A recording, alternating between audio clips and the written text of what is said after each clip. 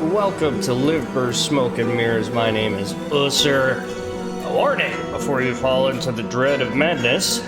Shadow path beneath your steps has led you here. Before you take another step, make sure your mind is ready. Beyond this strange path, you will encounter blood, thick with the stain of sin, limbs torn apart in hatred, the suffocating dread of love turned possessive, and the ecstatic lust of unbridled desire. If you're still here, then go on because you already know what waits beyond. Experience ahead contains depictions of blood, gore, violence, and sexuality. So I was gifted a key to this. It's like a horror visual novel. So thank you so much, Mr. Developer. NF Games. Hold on a sec. I'm Yell the Cat, the studio CEO, Chief Eating Officer. Thank you for taking the time. Play Livber. Consider this a big meow of gratitude. Hope Lilith's madness managed to give you a proper chill. Every question about the demo or full release and every this would have been better with idea is worth its weight in premium cat food to me. Drop me a meow at Yell the Cat at NF Games. Cool. Meow, Ussur. I entered my name and I got this. Very cool. Okay, new game. See her in my dreams. Her and that house on the edge of a cliff. Everything changed after reading that letter, the one bearing her name, my old love Lilith. 5 years ago, on a dark night, they took her from that house, executed her for black alchemy. I was the one who turned her in, but now she's calling me back to the house, wants to bury her breath in my sins, but how? That's what I have to find out. Bury her breath in my sins.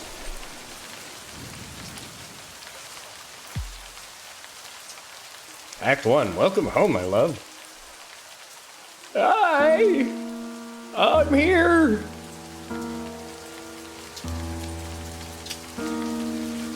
Far past the Hook Haven, which is woven by the grounded ships of Livber, there's a whirlwind roaring in the east. You don't see it, you don't hear it, yet you know the power it holds, enough to alter all of Gaia, and lean for gales to blow out of. As you come here, you wait standing in the heart of the twilight, silently, eyes shut. 5 years later, once again you stand at the door to this house, a letter clutched in your hand. Read the letter! Raindrops fall on the paper, landing on the soft patterns. You grip the letter tightly with both hands to keep it from being blown away by the wind. The silvery moonlight trapped between the clouds shimmers across the inks spilled from a woman's hand. You read the lines again and again and again. If you're reading these lines, it means there's still something inside your heart that belongs to me. As I've always told you, death is far too ordinary thing to keep us apart. Oh God. I'll give birth to our creation in our home. Beneath the place we once shared, you must be with me, inside me, because our creation cannot be left undone. Turn back, pass through the dark, complete us. We were always meant to be. We still can be, my love, as long as you have the courage, as long as you do not fear. I'm waiting for you in the Neverall. I'm fearing! I am fearing!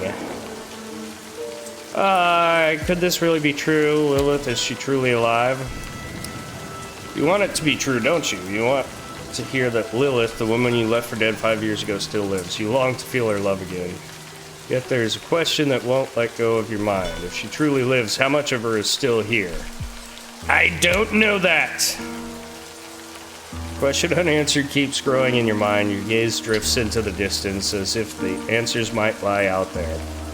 For but a moment the clouds part, and moon's silver light spills across the sea. Each and every shimmer scatters into 1,000 fragments. But you remain still, all your limbs stiff with waiting, standing before the door of the house, perched on the cliffs, beaten by the waves. It was meant to be, I had to come here. Don't feel bad, most people in your place would standing in the rain holding a letter from a lover you thought dead for 5 years. She would think differently. I could still leave. It's not too late for anything. Go back to where? Or why do you think you've come all this way? Why do you think you returned to this wet, moss-covered, godforsaken place, reeking of rotten filth? To turn back? After you've been trying to reach it ever since you read that letter? Put the letter in your pocket. Carefully fold the soaked paper so it won't tear under the rain. As you tuck it inside your coat's inner pocket, a strange sense of relief washes over you. The letter is where it belongs, but you must keep moving. You shouldn't stand in the rain any longer. Yeah, knock on the door. Meow! Kitty! Just as your hand reaches the door, you hear Yell's voice from beyond the threshold. The winged Baker Cootie, who never truly leaves you, and never truly belonged to you. Her white fur glows as if soaked in the light. Winged Cootie? Bacter Cootie? Huh. She spreads her wings and leaps softly toward you, landing at your feet. She shakes droplets from her coat, then she sits back on her hind legs, head tilted, amber eyes watching you with curiosity. Do you know what's waiting in there for me, my friend? Thanks. Gently brushes her head against your feet, then she stops before the door. She looks up at it. With a soft stroke, she traces the door frame with her paw, then she turns her amber eyes to you. Yeah? Well then, let's take a deep breath and reach for the door.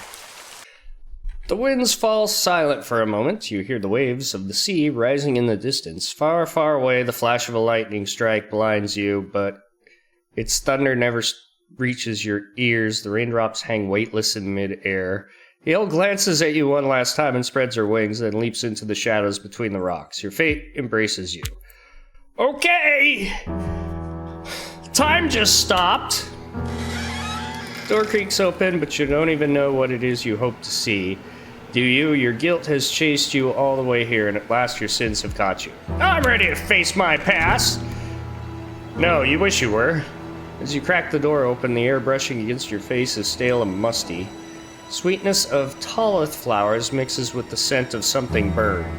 Pulls you back to that festival day, to the moment you first met Lilith, and then you see her, standing beneath a dim light like she's been torn from the heart of this house. You lose your breath, a chill crawls up your spine, and you freeze. It takes a moment to realize your knees are trembling, whether from fear or excitement. You can't tell. Whisper slips from your lips. Lilith. She doesn't see you, bent slightly over the table, trying to light a candle just as you remember her. Lilith, the ghost of your past, your greatest lie and sin. Is this really Lilith? Stare, stunned at the woman who stands before you. She should be dead. Her hair no longer shines like it did that festival night. Reddish brown strands fall over her shoulder like wet strings. Her skin is sallow, a ghost-like paleness. In her eyes, the moment she turns her head and you meet them, another hollow question slips from your lips. How?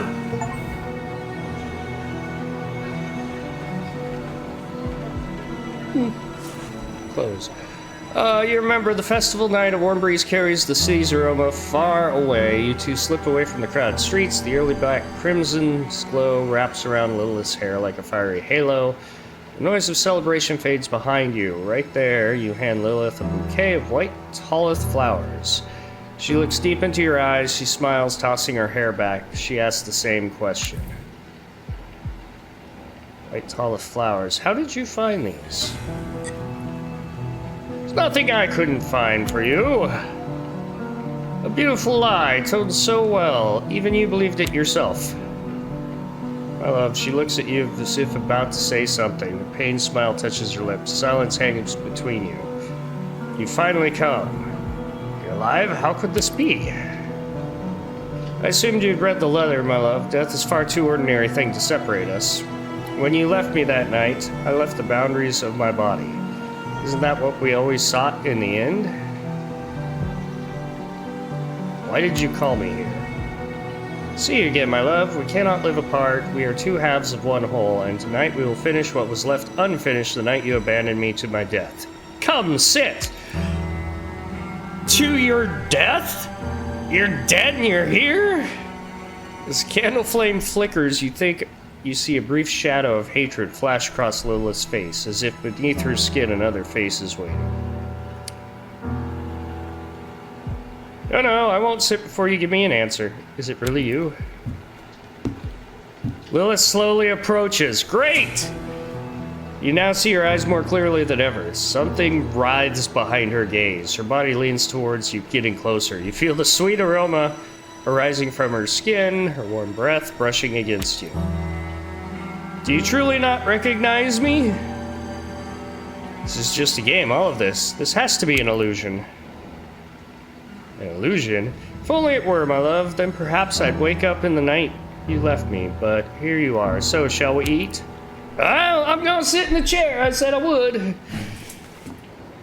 Oh, hi. I really put in work to make tonight perfect. I wanted certain things to be flawless for our reunion. After you've let me rot, it's been... She pauses for a moment, looks out the window where the moonlight falls. You thought I should have died. I know you did. After I made you that offer, I told you that we had to become one, our souls, my love. We had to piece our souls together and bind them with that alchemy ritual.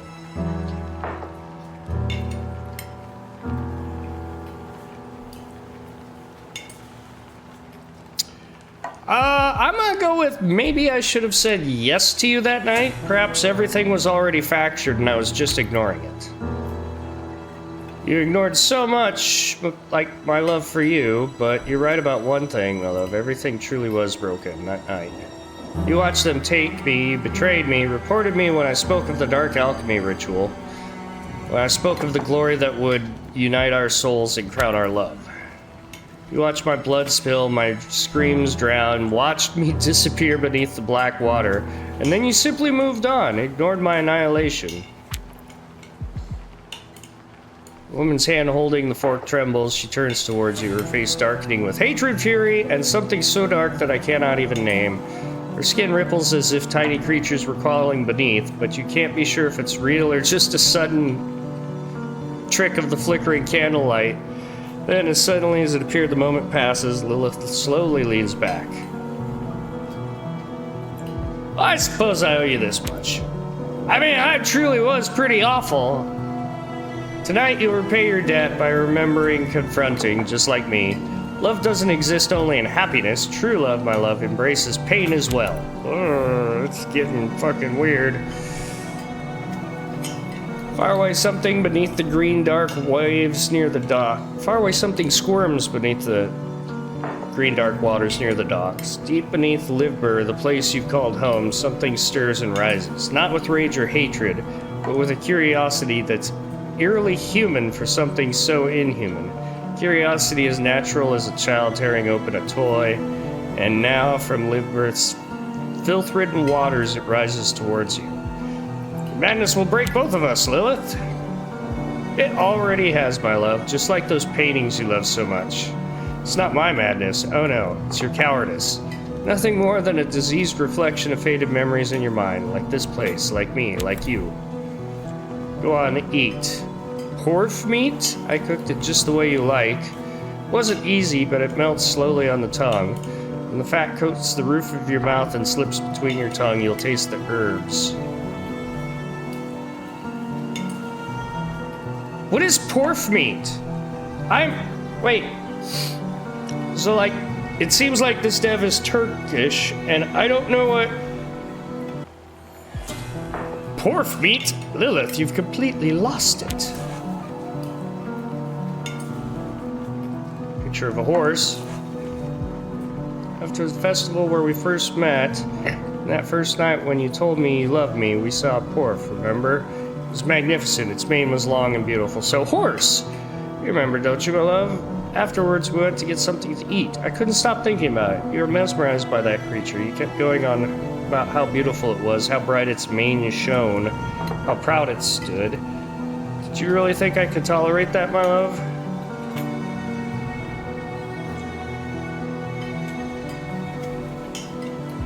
I think I remember... Maybe not what we ate, but feeling happy. Perhaps that's why everything afterward hurts so much.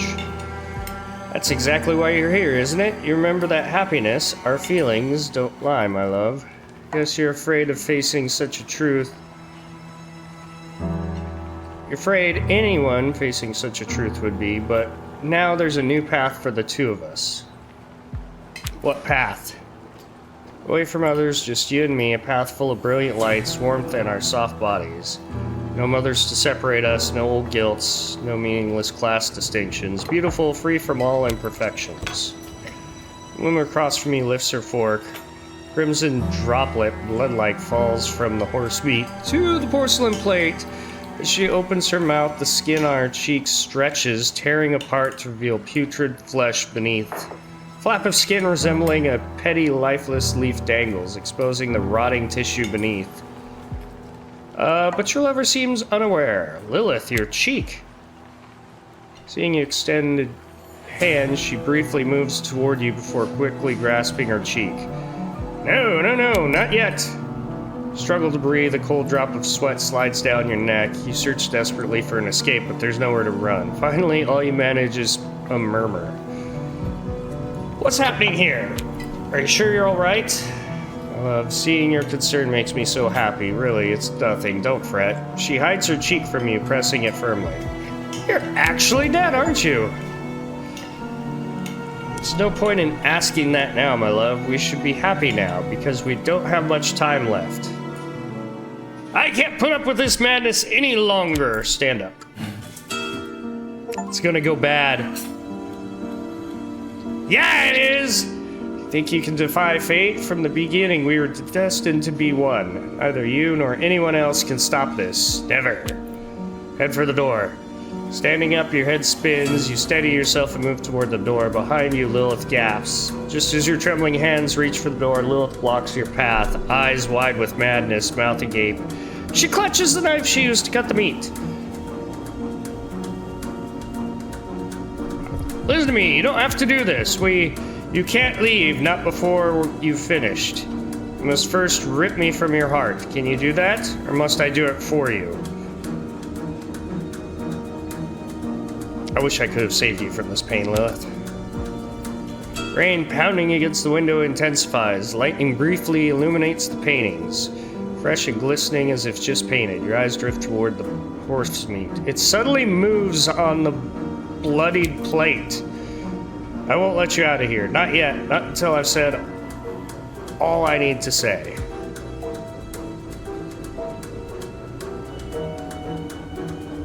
I'm only here because I want to understand you. Whatever you wrote in that letter, I came to talk. Kidding, right? We've talked. You already understand. Everything's out in the open. No more secrets, no more shadows, no more masks. There's only acceptance. You're mine. You belong to me. And I'll tear out the part of you that refuses to accept it. I'll take the very essence from inside your heart. For you, for us. On her maddened face, there's a terrifying grin mingled with dread. Veins bulge on the forehead. The whites of her widened eyes are bloodshot. Her grip on the knife tightens on the knife until her knuckles whiten. She steps towards you. Stop! Her eyes bulge as if ready to burst from their sockets. Beneath her ragged clothes, her chest heaves violently with each breath, and suddenly her skin splits apart like parched earth around an ever-blowing whirlwind on a distant island nation.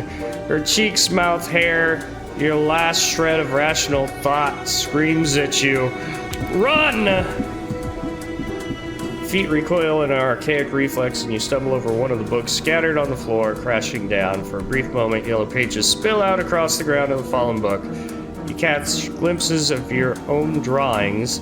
Dining table, a woman clutching a knife, but there's no time to focus. Struggling to your knees, you crawl deeper into the house.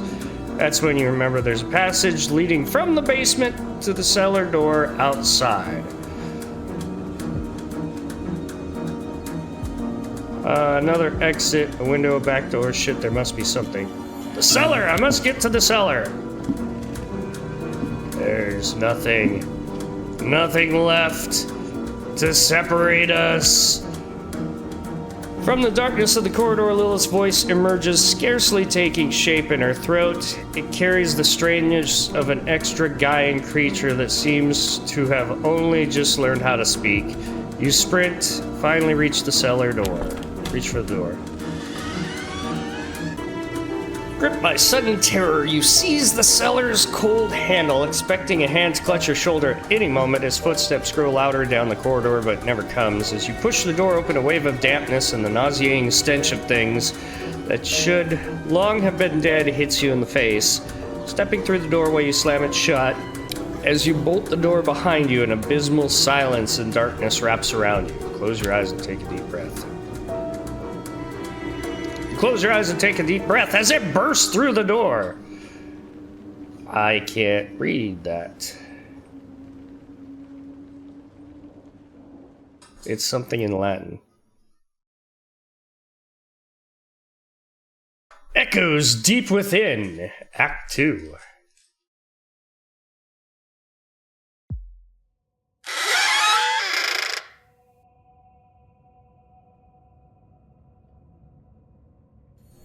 In the dark, you pause a moment. Your mind strains to grasp what this is. Lilith, food, creation, the dust and creak of boards mingle with your hurried breath. Beneath your feet, stairs descending.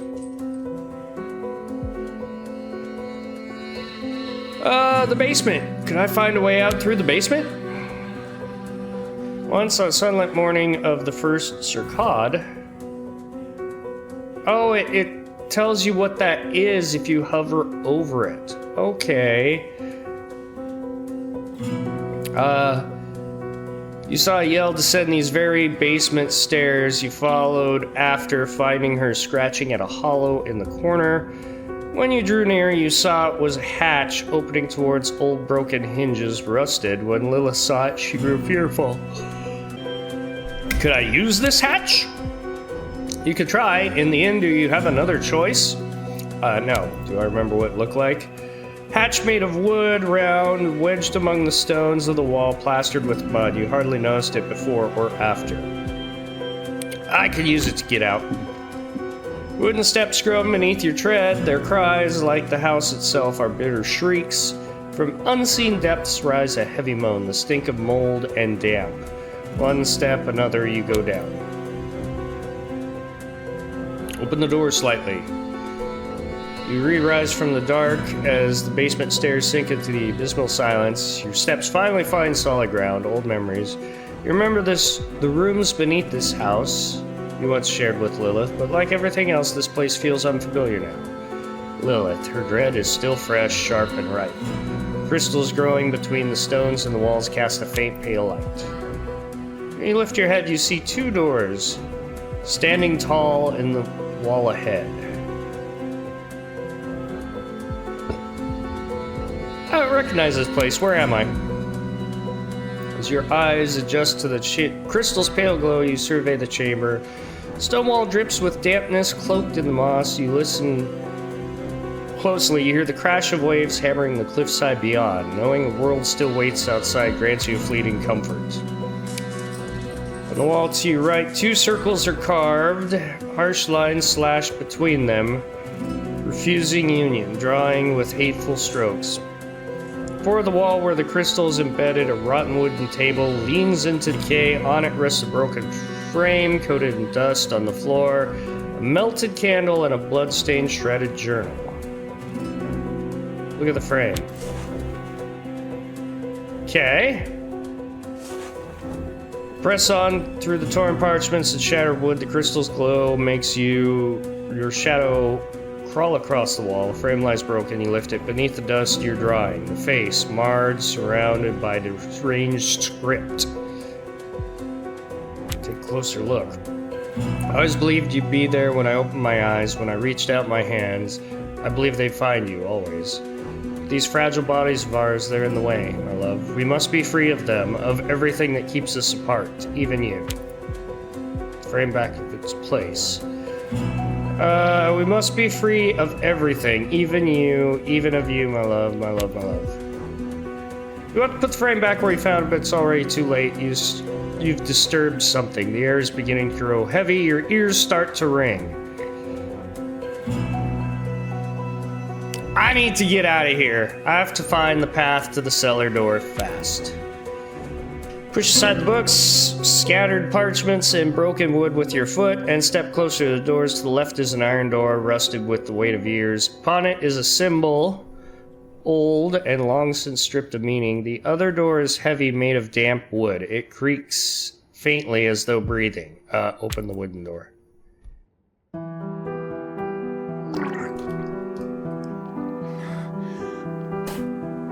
Wait, when you open the iron door, the sour stench of sweat and decay greets you. Fearing Lilith might be close behind you, you step inside and quickly shut. You look around. Like before, the room is bathed in uncanny blue glow of crystal embedded in the wall. The air hums with expectation, and then a voice. Do you remember me? Look towards the source of the voice without responding. When you turn toward the voice, you see a young woman standing motionless in the corner, her skin clinging tightly to the bone. If not for her eyes, bright and piercing deep into your soul under the pale light, you might have mistaken her for a still silhouette of a statue.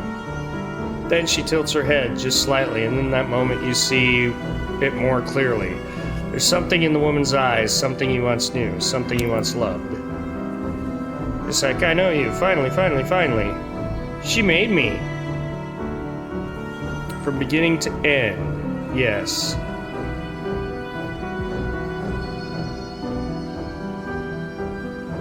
No, I didn't want this, Lilith. When she said our creation, was she talking about you? You wish it were so. You want this madness to end soon to see Lilith's strange game come to a close, but no, this isn't the creation Lilith spoke of. This is a personal experiment of hers. She has in store for you something very different. Is Lilith? Shh, don't say it. If you speak her name, she'll come. The young woman, hearing Lilith's name, presses herself against the wall. She pulls her shoulders inward, her eyes fixed on the door, and she speaks. I had to be good. I mean, beautiful. I had to be, yes. Wow. When she pulls back, the crystal's light reveals her more clearly. A scar runs from beneath her neck, up across her cheeks to the hairline. Skin is stretched tight as though cut and sewn together along those lines. Her eyelids are gone. Her chin juts to a strange, sharp point, just as you once told Lilith you like faces like that. Fingers she wraps around her arms are thin, impossibly long, longer than anyone's should be, as though filed down, extended, altered again, exactly the way you once told Lilith you liked them. The woman before you looks like someone who has been worked on, constantly reshaped piece by piece since she was a child. How could she do this? The young woman rises from where she cowers against the wall. For a moment, her smile reminds me of the woman you left at the table above. She sways her body slowly, just as Lilith used to. Then she takes a gentle step forward. For you, my love, I've become exactly the way you wanted. That's what you've always wished for, isn't it? Look, I've become the body you desired. Are you hurt? Did Lilith steal your body and soul? I've always still, been yours, my love. The young woman collapses onto her knees as though she's used every ounce of strength. Breathless, she turns her gaze to you. Was I good? Yes, you've been good. Yes, I've been good. She said, stayed here. If you're good enough, he'll love you too, she said. She said so, but if I'm just good enough, you'll love me, right?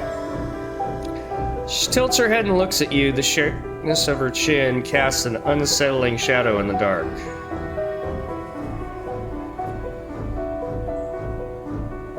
You're not the one I love. I shouldn't have let her do this to you. Yes, I'll always love you no matter what you're in. I shouldn't have let her do this to you. The thing you're staring into isn't Lilith, it's just an empty shell, a twisted reflection stripped of free will, an uncanny amalgam where the fragments of the young woman have somehow tangled with the essence she poured into it. In that moment, a crushing wave of pity floods your entire being, but you can't tell who it's for. The woman looking at you with desperate hope, Lilith, or yourself? The woman looking at me! But she told me if I was good, he'd love me. I failed then. I ain't good. It's never about whether you were good or not. You were enough, always. It's just the thing making you feel otherwise is wrong. I'm saying all this because of her. The woman looks at you with tearful eyes. You're not reaching Lilith's poisonous personality. Painstakingly built over decades, you're reaching deeper, trying to touch who she once truly was. a white place once, with flowers. There were waves there. Whoosh. My mother, yes, she used to read to me sometimes. Things like she mimes writing with her hand. A book? Ah, yes. The lady told me if I were good on this day, Mother might read me the book again. She leans her body against the wall, her hands hanging limply by her sides, her face locks onto you, expressionless. But I think that time will never come because you'll never love me.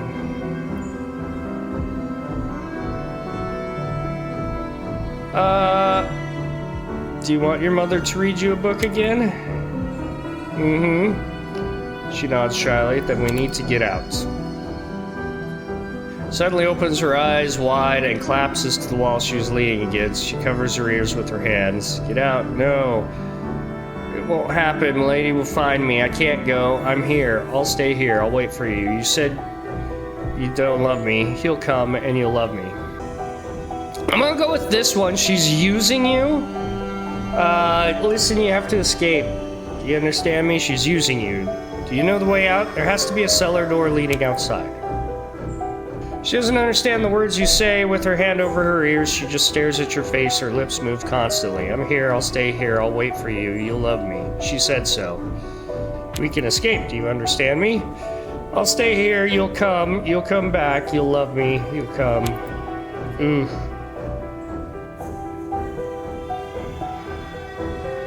Whoa. I need to find a way out of this room. Head towards the doors.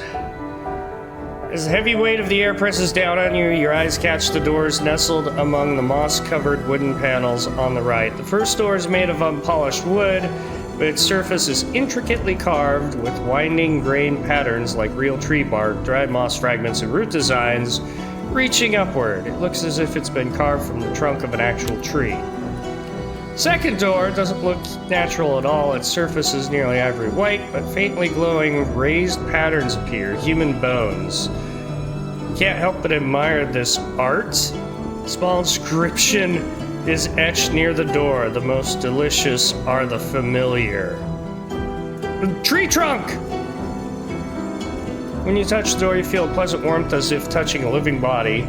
As your fingertips move across its surface, you hear a rhythmic vibration like a heartbeat. In that moment, you see a large tree in a garden filled with white flowers. It was a sapling your father planted. When it grows, you'll sleep in its shade, he said. That day never came. Pry the door open. I want out of here. Oh, God. Push the door ajar. The stifling silence of the empty room makes the rush of blood in your ears louder. Cracked crystal in the wall casts its uncanny blue light across the furniture and the doors.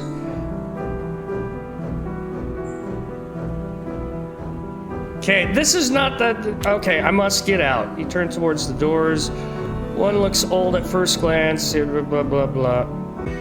Turn back to examine the room. Okay. We got a little doll. Moisture moss coat the walls and the... Left corner sits a bed, its sheets stained with blood, urine, and pus. Cloth doll rests on top. The floorboards are rotting, scratched, and battered as though someone dragged things across them, slammed them down. Against the far wall stands a rusted metal table, its surface littered with mirror shards. Before it lies a collapsed chair, its legs bent. Brown stains cover it so completely that you can no longer guess the original color. Is there anything about the table and mirror?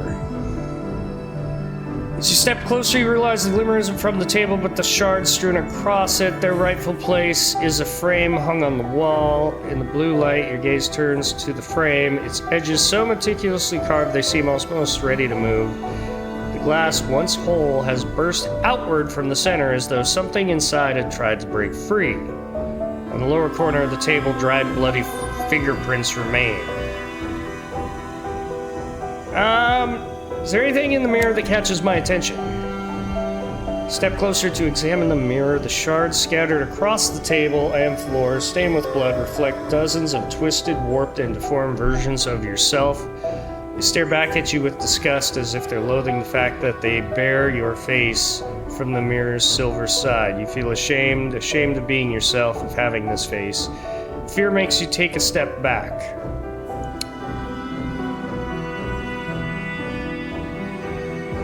Just a reflection, just my own face, nothing to be afraid of. Reach out towards the shards. You pick up one of the broken shards. Under the pale light, a small shadow passes behind the silvering. Your trembling hand brings the bloodstained shard to eye level.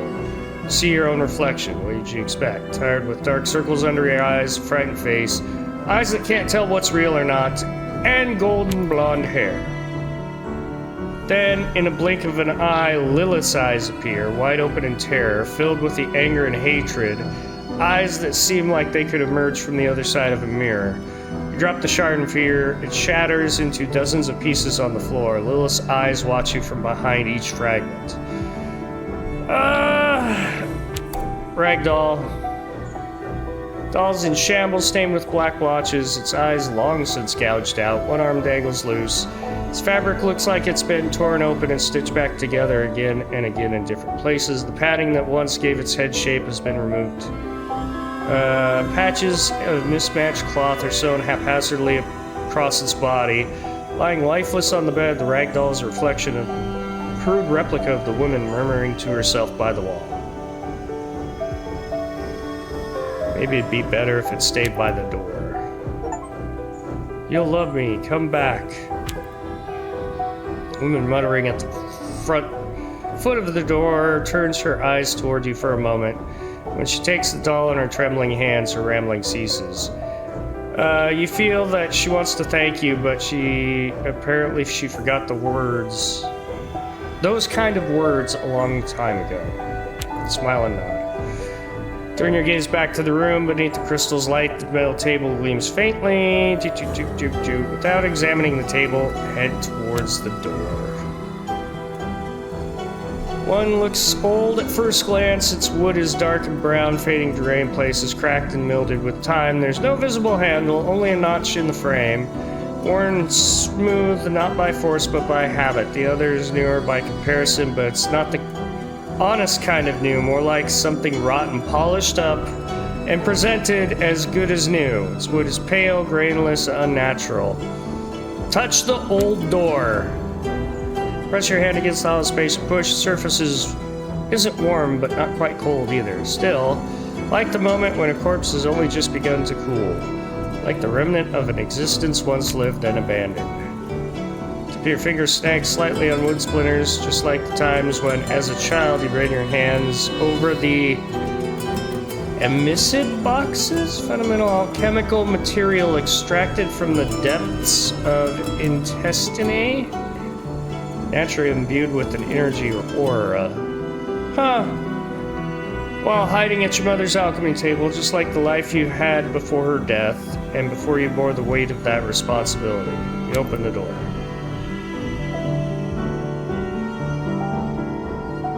Okay. First glance, it seems a cold and empty room.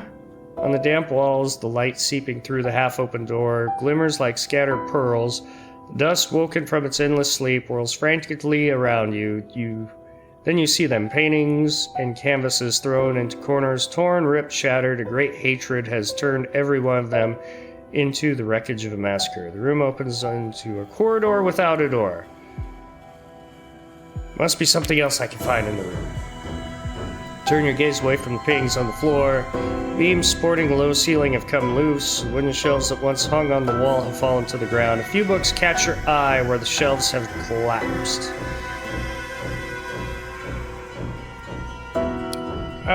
In this cursed basement, I wonder if anything real remains. Reach for the broken shelves. Move past the paintings, reach for the broken splintered shelves. Some are swollen and warped from dampness. You pull a few planks aside. Beneath a thick layer of dust, a bound book and a box lying next to it catch your eye. Reach for the box.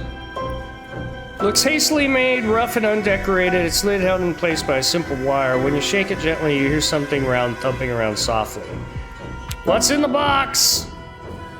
You see a round, pale, yellowish object inside. From its back dangle thread-like strands. It is an eye, dried with clotted bloodstains, yet among its purple veins, as though it is watching its surroundings. Whose eye is this? You take the eye and turn its iris towards you. At that moment, the light coming through the slightly open door behind you fades completely. The black void at the center of the eye begins to widen, as if alive. You feel the ground beneath your feet slowly slipping. You don't think you're falling, but you're not standing anymore. What's happening? You're in a room sitting tied to a chair. You are not looking around with your own eyes. You see things more clearly. The light of a trembling candle beside you blinds your eyes. Colors are paler. You are in another body. There are deep cut marks on your hands, some of them still fresh. In front of you stands Lilith. She looks at you not with love, but with caution. She studies you. Your head tilts downward, not by your own will. Lilith's fingers mercilessly turn your face toward her. Your bone structure is sturdier than his. Compared to the others, maybe you can take the procedure. So far, so good, at least. Let's see what effect this will have. She places a device on your face. Lilith, what are you doing? Before your words take shape, your vision darkens. When you regain consciousness, you are lying on a table. Can't feel your face, dozens of layers of cloth wrapped around it. When you try to make a sound, only a groan escapes your throat. You're in terrible, agonizing pain. With great effort, you turn your neck. In the doorway of the ajar door stands a man with golden hair. One of his eyes is missing. He is looking at you. Hand mercilessly presses down the cloth covering your face even harder. When you feel your face collapsing inward, you can only bring yourself to scream. Existence entangles in itself. Darkness overtakes you and the pain slowly fades. You find yourself sinking into a kind of warmth. Stop this! You're resting in someone's palm. It's hazy and cold. A man with golden hair looks at you with utter disgust. As if afraid, his lower lip trembles slightly. When you realize who this man is, a strange awareness spreads through your non-existent body. You feel the ground beneath your feet once again. At last, you've come to your senses. The eye is still in your hand, but it is no longer dry. It is wet, and it is watching you. I must leave this room. Everything behind feels like only the right choice. Lilith's madness has seeped into every corner of this room. You slowly toward the door at the end of the corridor. Blood roars in your ears as you push the door open. This must be where you find the cellar hatch. Pass through the gap! Door opens without resistance. Inside, it's a little brighter. Metal tables are scattered throughout the room and layered with dry blood. On the floor, small pools of urine pus mingle with damp stone, releasing an unbearable stench. In the midst of it all hangs bodies on chains from the ceiling, rotten, hollowed out, left on hooks to be forgotten. Who dares disturb my century-long slumber? Voice sounds as if it's scraping its way out of a throat that shouldn't be still alive. I'm just talking. I'm over here, come closer, I don't bite. Well, I'm kidding, of course I bite. But right now, that's not really an option. I'm a bit tied up, you see. Oof. Oh god. The thing before you is a body without its lower half, another of Lilith's experiments. Its arms are chained to the ceiling, a hook driven through its shoulders, its head lolling onto its left shoulder watches you with curiosity. It doesn't take long to notice that one of its eye sockets is empty. How can you talk? I guess it's because I'm the one meant to talk. Others are not exactly the chatty type, so all the babbling's left to me, but I owe my life to this deed. You don't seem all that surprised to see me, no one ever is. Surprised? Don't think I could manage that even if I wanted to, golden hair. Besides, I see you walking down here every night, right there, standing at the threshold of the open door. You've left pieces of yourself in this place. If you look at that wall, you'll see the marks he made with his nails. He struggles to raise his brows as if pointing towards the fallen wall. What do you mean you see me coming home every night? This is my first time here. Once I leave, I'm never coming back. Yes, I'm sure that's true, but let me tell you something. This isn't the place you came to escape. It's the place you've always thought about staying. Talk like you know me so well, Corpse. What, Corpse, you say? Pretty bold words for someone who burned down his whole soul 5 years ago, golden boy. Chains rattle faintly as he leans his head towards you. Look at me. I know you, really know you, because everything you're afraid of is in me. You're afraid of the feelings you never voice, afraid to speak while you've tossed from place to place, and when it all comes crashing down on you, you lash out at anyone you can. I know you, golden boy. I'm everything you can't bear to look back on. I was there in every moment you were too scared to choose. Corpse, at least I'm still honest.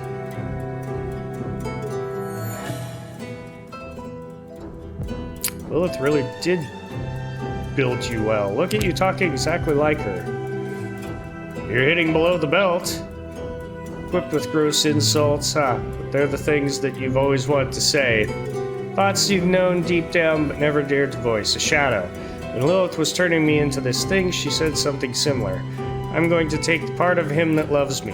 If you ask me, that part was buried pretty deep, but once she took it, I will become a shadow, looking exactly like you, only without your fear.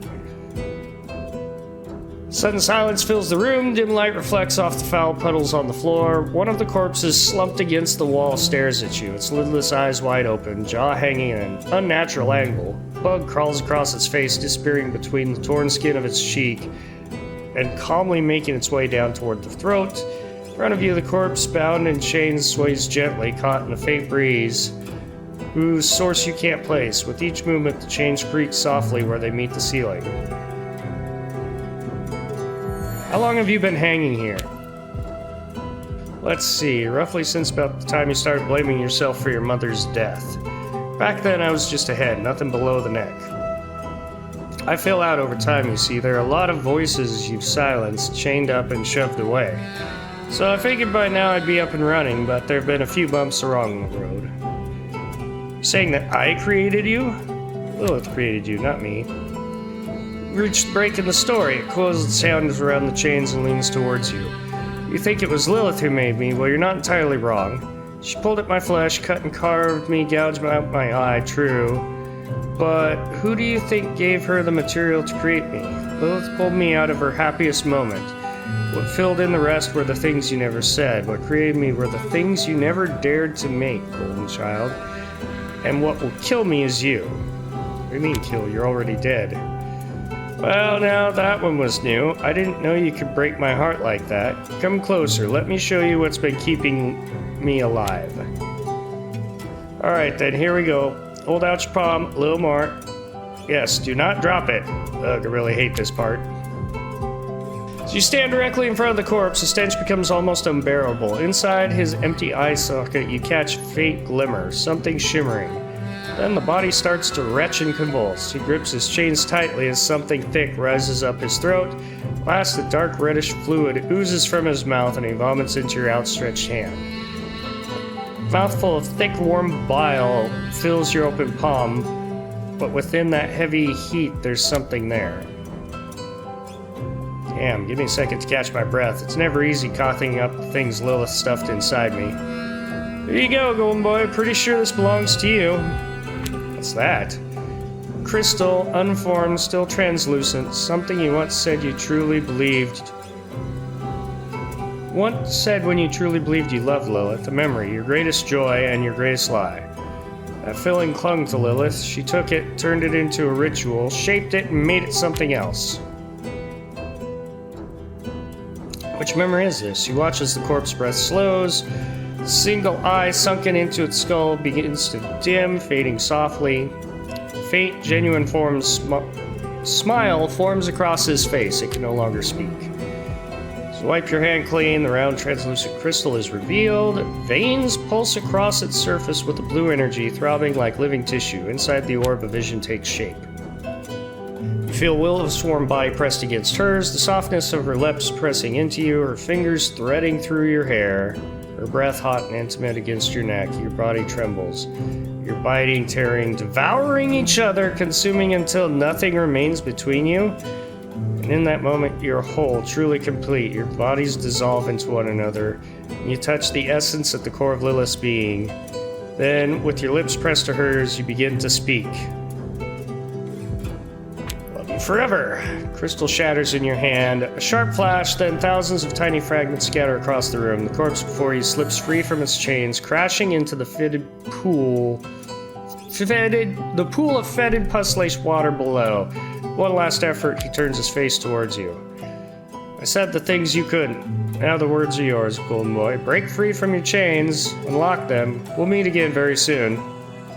Corpse looks at you, that same faint smile still on his face. The silence in the room deepens.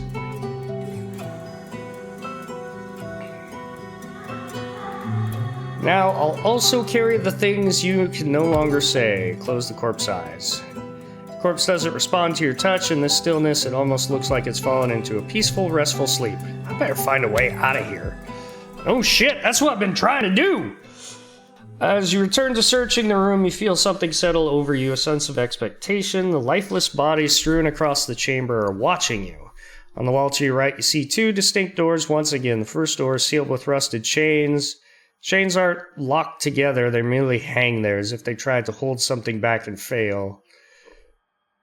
The other door stands slightly ajar. Beyond it, nothing but darkness. No light, no life. Let's go with the chain one!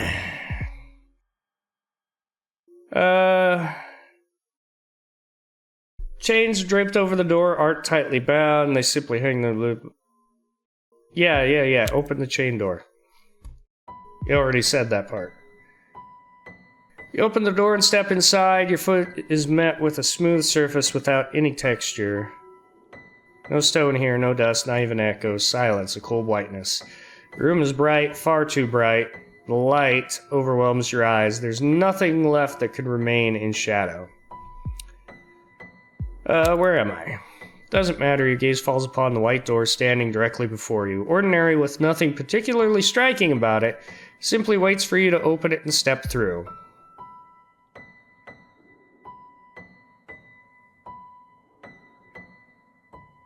Why is it so silent and empty here? What happened to the sound of the water crashing against the stones beyond the walls? Look, none of that matters right now. You need to reach the door as soon as possible and leave this place behind. Just do as I say. Okay! Footsteps echo upon smooth stone. Because you have no shadow, you cannot be sure where you tread. It feels less like walking and more like gliding. So quiet in here. There's truly nothing here, a void without a beginning, a restless nothingness that cannot be digested even in memory, stagnation, and that is precisely why we must leave here. By opening the door and leaving here, you're right, I should leave this room behind. Footsteps echo upon the smooth stone because something feels horribly wrong. Because we weren't meant to be here. Your story wasn't supposed to continue this way, but we can easily fix that. Heed my words and keep walking. The only thing that matters now is reaching the door and leaving this room. How come? I must know. That behind that door there are more doors, and behind those more still, and behind those yet more. This is an endless labyrinth. You can't. And all you can do is to hope. I can get out of here. I will see the waves of the sea and feel the winds caressing my face once more. Absolutely. Now place one foot in front of the other and let's leave this place.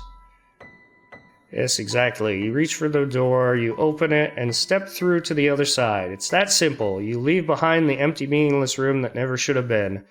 The story flows again, just as it was meant to. What?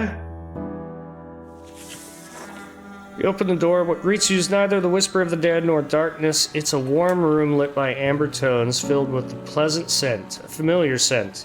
None of the phenolin dance with the resinous breath of leucine? For a moment, your nose stings and your eyes well up. You know the smell. You found the man who... Right in front of you stands an old wooden table. Scattered pages lie around it, along with small alembics and chemical traces. Someone is there, a woman, a very old woman. Her golden hair, streaked with gray, is tied up in a bun at the back of her head. At the hearth, built into the wall, she stirs something inside of a glass bowl. Slip inside and watch what she's doing. The old woman's hunched back is turned toward you. From the counter just to the left of the hearth, she takes powder and adds it to the mixture. A hiss rises from the glass bowl. The woman waits, then lets out a sigh. What's she trying to do? Some kind of mixture, judging by the ingredients, advanced alchemic formula. Vials of Newton. and dopants sit at the counter, but the real matter isn't on the counter. Look at the floor. It's on the floor. Some kind of a circle. It looks like a map inscribed with circles. Inscribed with alchemical formulas and symbols. Map of what? Can't tell, even for you. This is advanced alchemical formula. Maybe if you see what the woman is stirring, you can figure something out. Move a little closer and get a look at the pictures on the hearth. Missing something. The woman suddenly turns around. The moment she sees you, she freezes in place. A warm smile spreads across her face. The dark circles under her eyes and the wrinkles give away her age. Ah, guest. Welcome, young man. Who are you? You're the one sneaking into my study, darling. Shouldn't you be the first to introduce yourself? Didn't your family ever teach you manners? I know what's going on here. All of this. Hmm? She raises her eyebrows. A cautious smile plays on her lips as she waits for you to finish your sentence. One of Lilith's games. Game, you say? Why not? That's quite possible, but I don't think this is her design. You know, sometimes to see whether something is truly a game, you have to lose. Wait. She's trying to alter the order of the narrative. Don't ask what she means. Lilith must have foreseen that you'd ask that.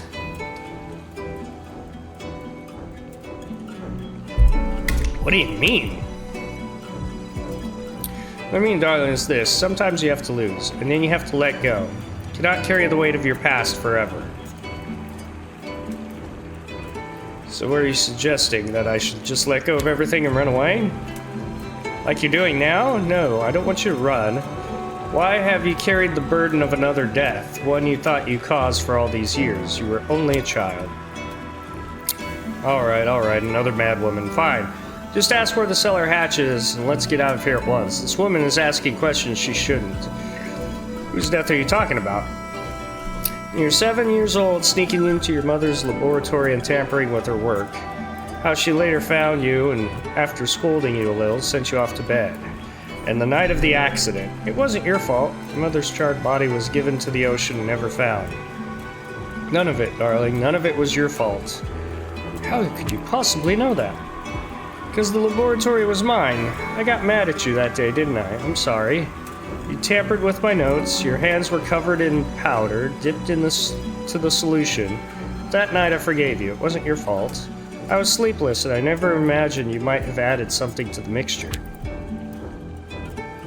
But you had to. To you, dropping those powders and liquids of different colors into the boiling water and watching them change was nothing more than a game. My mother died. They never found her because she was gone. So many years ago. I know. You thought I was gone, but I couldn't leave. And I see now I wasn't the only one who burned that night. Because nothing ever managed to tear the guilt from my mind.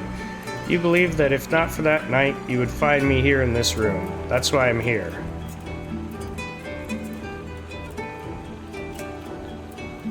I wanted to be like you. This work was everything to you. I wanted to make you proud.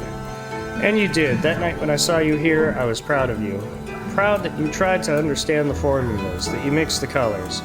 A world taking shape in your hands, new and more beautiful. A place that could be remade beyond darkness and absence, where we could begin again.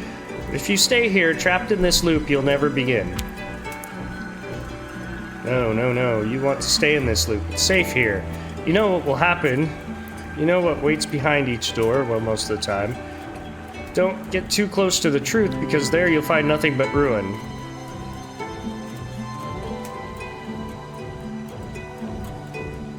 Why are you here, Mother? To forgive me? Oh, no, darling. The woman steps a little closer. The scent of beeswax and bergamot fills the air. You feel warm and safe. She gently places her hand against your cheek. I forgave you a long time ago. I'm here because you needed to forgive me. Love you, Mother. I love you too, always and in every way. Take me out of this loop, Mother. Take me somewhere I can finally shake off this weariness. What? What do you think you're doing? You think that tiny brain of yours can break this loop? I'm the one who made you. You. You're nothing but a fucked up piece of flesh. Do you understand me?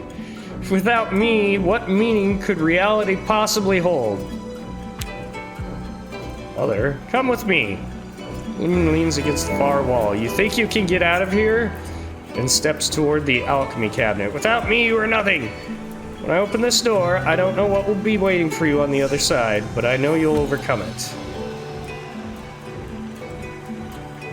Your mother places a gentle kiss on your cheek where a tear has just rolled down. No, I won't allow this!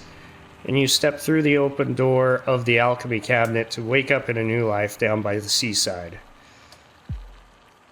When I wake, will I be happy?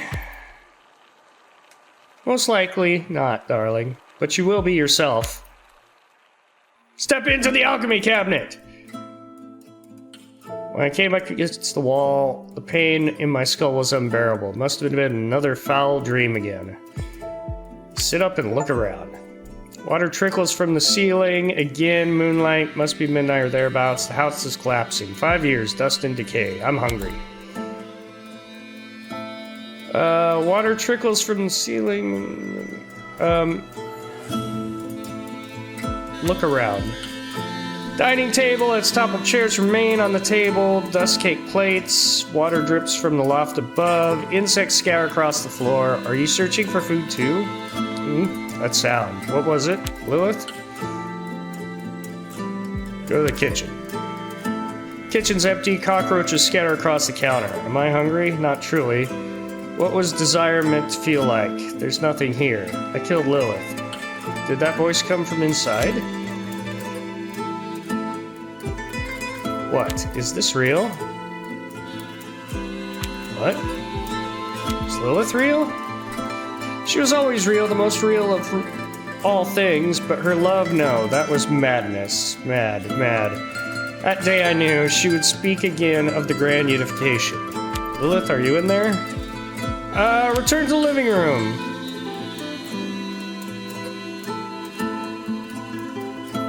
Same board groans again beneath the weight of my guilt. The windows lie shattered. Was it I who broke them? Perhaps. The doors have fallen. One leg of the dining table buckles. In her delirium of her love, I knew I would die. I was afraid. I fled. I knew she would never let me go. What was that sound? Lilith, is it you? Go to the basement door. Boards creak everywhere, splintering apart. The plaster has fallen from the walls, exposing what's beneath. Yes, this is... yes. Here they took her after I betrayed her. They seized her arms and dragged her away. First they cut out her tongue so she could conjure no alchemy again. Wow. Darkness. The stairs have long since crumbled. She told me herself. This is where they carried her out. They took her.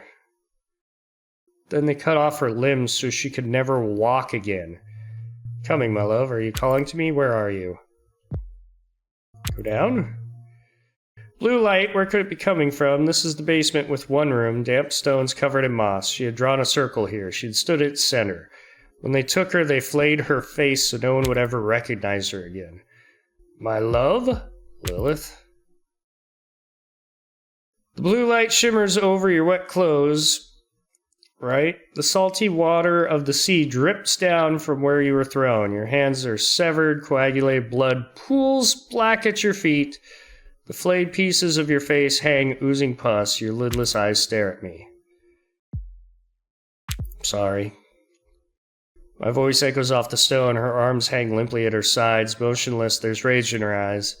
Lilith, my love, she doesn't answer. Not sure she hears me. From the slit in her bare face, shaped like a mouth, black fluid drips out. It spills to the floor. Lilith, is that you calling to me, my love? Where are you? Go upstairs. All your memories will slowly melt away like tears in the rain.